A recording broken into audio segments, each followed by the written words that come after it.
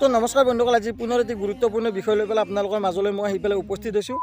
ভিডিঅ'টি আৰম্ভ কৰাৰ আগতে আপোনালোক সকলোকে জনাই দিওঁ যে আজিৰ এই ভিডিঅ'টি কেৱল মাত্ৰ আমাৰ বিবাহিত পুৰুষ মহিলাখিনিৰ ওপৰত নিৰ্ধাৰিত কৰি পেলাই ভিডিঅ'টি প্ৰস্তুত কৰা গৈছে। গতিকে আজিৰ এই ভিডিঅ'টো 18 বছৰৰ তলৰ ল'ৰা ছোৱালীখিনিৰ লগতে কণ কণ শিশুসকলে যাতে এই ভিডিঅ'টি চোৱাৰ পৰা দূৰত্ব থাকে যেন। ধন্যবাদ। মানে কি হৈছে বন্ধুসকল, আজি কিছুদিন পূৰ্বে মোৰ লগৰ বন্ধু এগৰাকীয়ে মোক ৰাস্তাত লগ পাই পেলাই সুধিলে যে বন্ধু, আজিকালি কিছুমান বিবাহিত পুৰুষ মহিলাসকলে সিহঁতৰ কি হৈছে, আজিকালি সিহঁতে নিজৰ সংসাৰবিলাক যে ধৰি ৰাখিব নোপোৱাইছে, এই ক্ষেত্ৰত তুমি কিবা অলপ চলপ মোক জনাব পাৰিবা নেকি?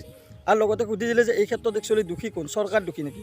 তেতিয়া মই কৈ দিলোঁ নাই এই ক্ষেত্ৰত আমি ডাইৰেক্টলি চৰকাৰক দোষিব নোৱাৰিম, কাৰণ চৰকাৰেতো আজিকালি সময়ে সময়ে প্ৰতিখন জিলাৰে প্ৰতিটো পৰিয়ালকে কম বেছি পৰিমাণে হ'লেও সাহায্য অৰিহণা দি পেলাই যথেষ্ট সহায় আগবঢ়াই আহিছে আমাৰ ৰাইজক। এই ক্ষেত্ৰত আমি ডাইৰেক্টলি চৰকাৰক দোষিব নোৱাৰিম। বাট আজিকালি কিছুমান পুৰুষ মহিলাসকলে নিজৰ সংসাৰ যে ধৰি ৰাখিব নোপোৱাৰ সন্দৰ্ভত আমাৰ জ্যেষ্ঠ বিবাহিতসকলৰ লগত আৰু লগতে আমাৰ কিছু জিলাৰ বিবাহিত পুৰুষ সন্থাৰ সভাপতি সম্পাদকসকলৰ লগত আমি আলোচনা কৰিছোঁ এই বিষয়ে।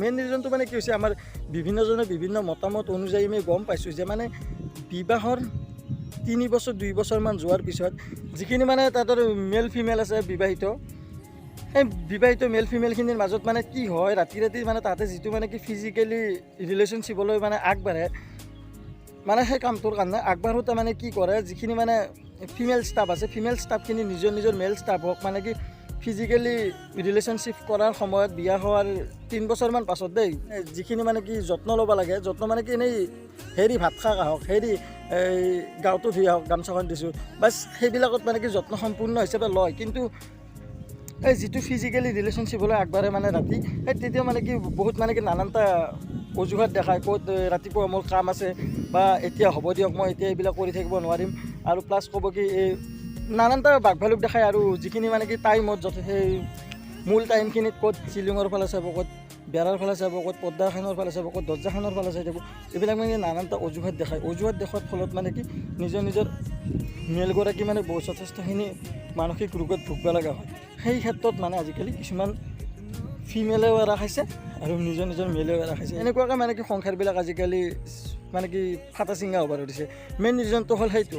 আৰু ইয়াৰ ক্ষেত্ৰত কিছুমানে কি কয়, ইমান ধুনীয়া পত্নীগৰাকী থাকোঁতে তই কিয় ইমান অসভ্য, তই কিয় বেলেগ তিৰিৰ ফালে চকু কৰিব লাগে, এনেকুৱাকৈ জনায়। কিন্তু সেইটো নহয়, বাহিৰত যিমানখিনি দেখাত মানে কি ধুনীয়া হয়, ভিতৰৰ ফালে ইমান ধুনীয়া নহ'ব পাৰে। এই ক্ষেত্ৰত মই এই ভিডিঅ'টোৰ যোগেদি জনাওঁ যে আজিকালি সংসাৰবিলাক দেখাতে ভাল, কিন্তু ভিতৰ ফালে কি চলি থাকে সেইটো কোনেও ক'ব নোৱাৰে।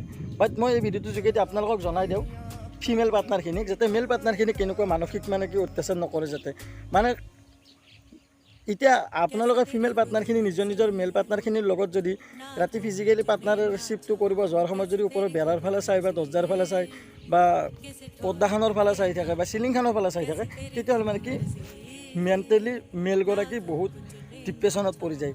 এই ক্ষেত্ৰত মই ভিডিঅ'টো আজি আপোনালোকৰ মাজলৈ এৰি দিলোঁ আৰু।